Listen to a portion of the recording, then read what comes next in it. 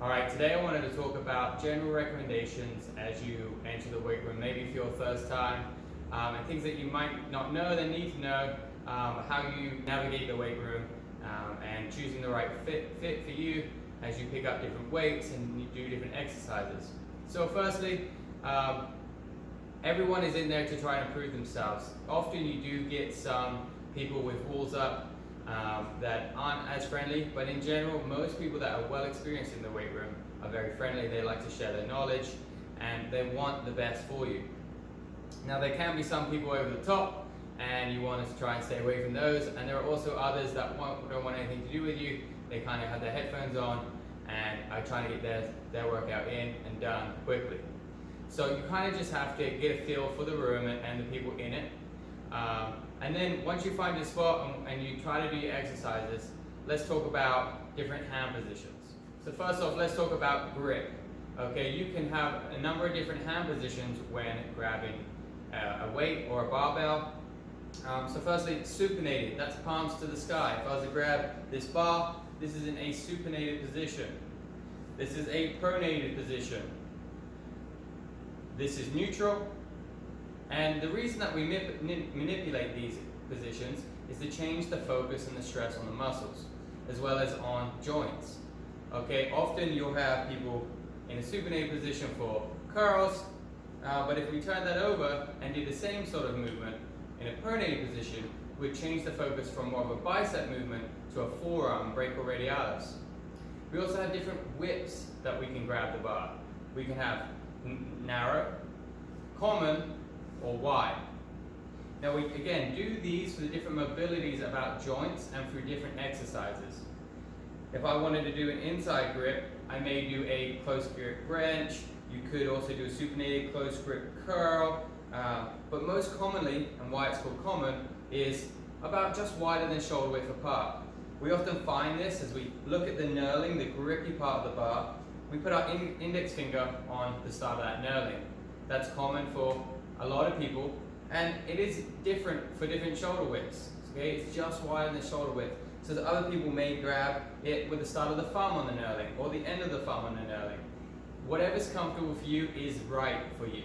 Okay, there isn't a right and a wrong on grip width. Wide generally is used for power exercises. Okay, with that we also use a different grip called the hook grip. That requires you to put your thumb round and cover the thumb with the index and middle finger. This is our strongest grip. Okay, it allows for the most pressure, and this is often used in deadlift as well when we have lots and lots of weight and we don't want to lose grip. The last grip that we have is the alternating grip, often used when spotting and on deadlift. Okay, and then we have a variation of all of those when you use different dumbbells and hand grips on pulling machines, where you can actually manipulate the positioning as you move.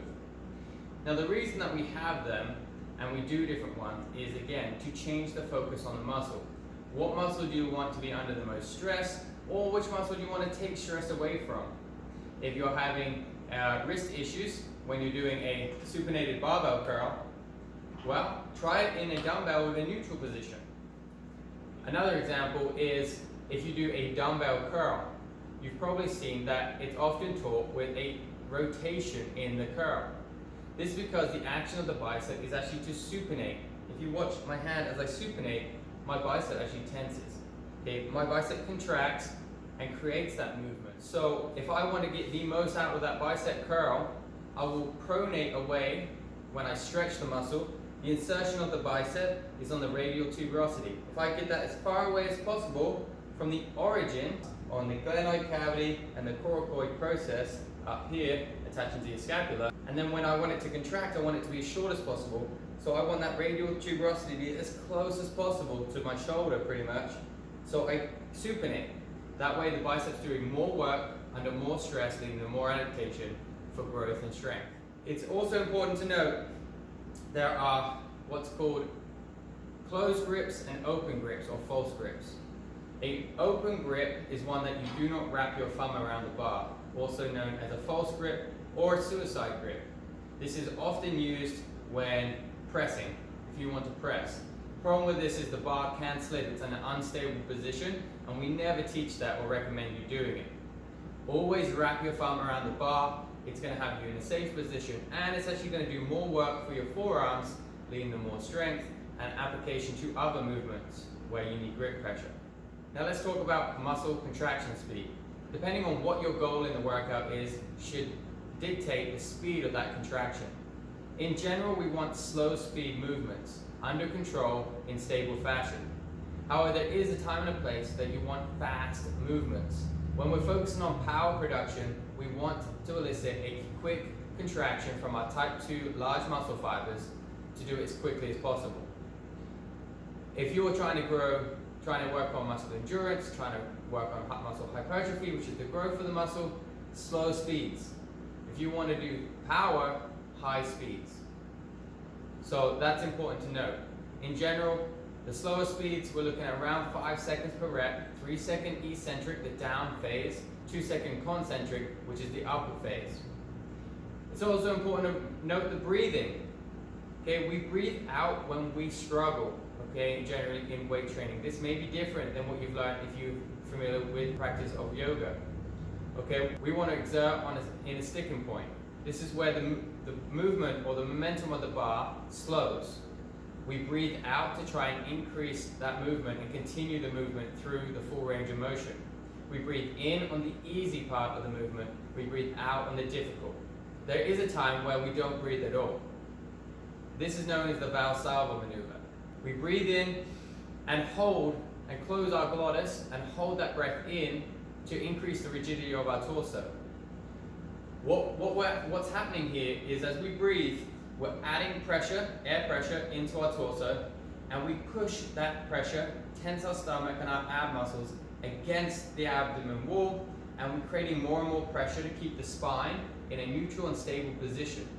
This technique is used when we undergo heavy loads in the squat, deadlift, and even some power movements. It is not recommended for older adults, those with high blood pressure, because it will spike your blood pressure even higher, and it does have some side effects such as dizziness, disorientation, and even passing out. In general, we want to maintain a stable body through our movements. Unless you're specifically targeting your core to increase stability, we want to maintain as much stable positioning as we can. That means we want 5 points of contact with either the floor or the bench or the apparatus that we're using.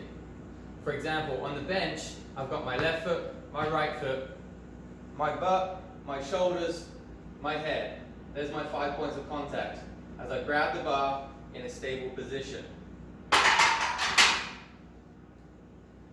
If I wanted to challenge my core activation and create instability, therefore strengthening my stabilizers, I could take away one of those points of contact, increasing the difficulty of the movement and having more work on the core. Okay, what about weight belts? You've probably seen these being used in the weight room, and unfortunately they are overused. You should only be using a weight belt when you hit near maximal loads. However, people rely on these far too often, and it has a negative effect on training.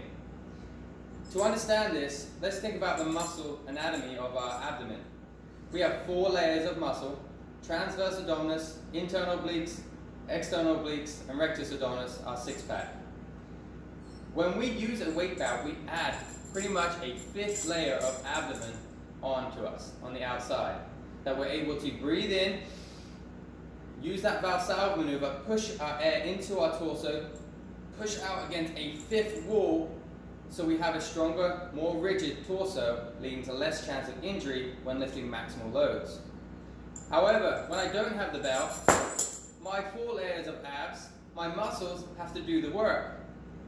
If they're doing the work, they're getting more stress and they're going to become stronger. If I use that belt when I'm not at maximal, not at chance of having injury, my abs aren't getting that stress. My abs aren't going to develop and they're not going to become strengthened. They're actually going to have a detraining effect. I'm going to have less stress when I didn't use it. So my abs become weaker by using the belt at all times. So if you're just doing your bicep curls, your rows, any movement that isn't near maximal, take off the belt unless you're already injured. It's not going to help you, and it's only going to lead to detraining and a weaker core than a stronger one. What about wrist wraps and wrist straps? Well, wrist wraps help stabilize the wrist joint. Our wrist joint is a mobile joint. Now, when we want to press heavy weight in a bench press, we want that to be stable. So we often support it with a wrist wrap. Again, if you overuse these, there is a detraining effect, okay? So if you don't have a sore wrist and have an injury in the wrist, don't use them, because they're only going to weaken the forearm muscles that would do that job for it. Okay, so only using them when we need to, near maximal lifts. Similarly, your wrist straps, these are often used on hand cleans and deadlifts to enhance your grip strength. Again, if you overuse them, those forearms aren't going to get the stress that exercise should be giving them.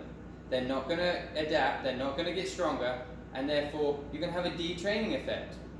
Only use them when you need to, when you're near maximal and you can't hold on to the bar because your muscles aren't strong enough.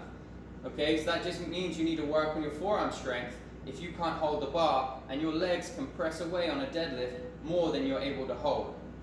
Alternatively, try the hook grip.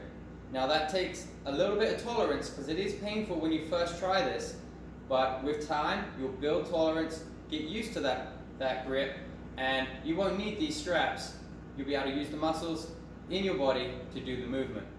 Now there are many other different ergogenic aids such as the wraps and the belts, so if you have a question, put it in the comments below and I'll be happy to answer it there. So let's talk about spotting. Okay, it's very important that we have good communication between the athlete and the spotter so that no one gets hurt and we both understand what's going to happen. When you're spotting, you want to try to use an alternating grip. This way, if the bar slips out of one hand, it tightens in the other. Your hand should be inside of the athlete's arms and you want to be over the bar so that we can use our strong, basically deadlift pattern movements to lift the bar back to the rack. You want to communicate if you need a lift off, how many reps you're going to do, and then the athlete will cue the start to the lift. So how many reps are we going to do? 3. 3 reps? You need a lift off? Yes. Yep. All right, when you're ready. 3, 2, 1. Yep. You also can communicate about how much you want an athlete to struggle if they are hitting near fatigue and how much help you are able to give them. Okay, for dumbbells, the same rules apply. How many reps so that you know when the athlete's likely to fail. You do want to make sure that you're grabbing the wrists. You'll commonly see in the weight room, how many reps are we doing? 3. Okay, 3 reps. We commonly see in the weight room, people will squat at the elbows. The problem with this is the elbow can flex, and if the triceps are close to fatigue, the elbow will bend and the weight will go straight to the face. Okay, so never squat at the elbows, always at the wrists. Here we go.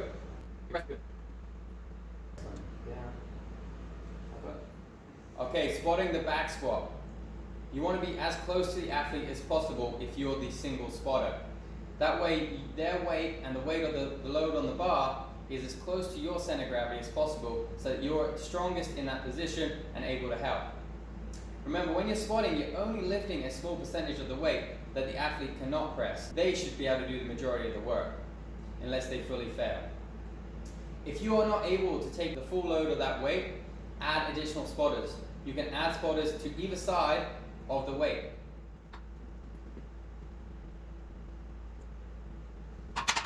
Be careful that you don't touch the athlete, as you can put them off balance and cause injury. Also, you should never spot a power exercise. Your hand clean, your power clean, snatch, push jerk. You don't spot them, stay out of the way. Instead, you should teach the athlete how to bail correctly if the movement was to fail. All right, hope you found that useful. In general, be respectful of everyone in the gym. Ask for help from others if you don't know how, and put your weights away. Wipe them down. We're in the age of COVID-19, so wipe down your equipment when you've used it. Keep things tidy so there's no trip hazards, and be friendly. Okay, we're all in there to improve ourselves. If you found any of this information useful, please like it. If you think someone else may find it useful, just tag them and share the information so we can all work together to be fitter and smarter in the weight room.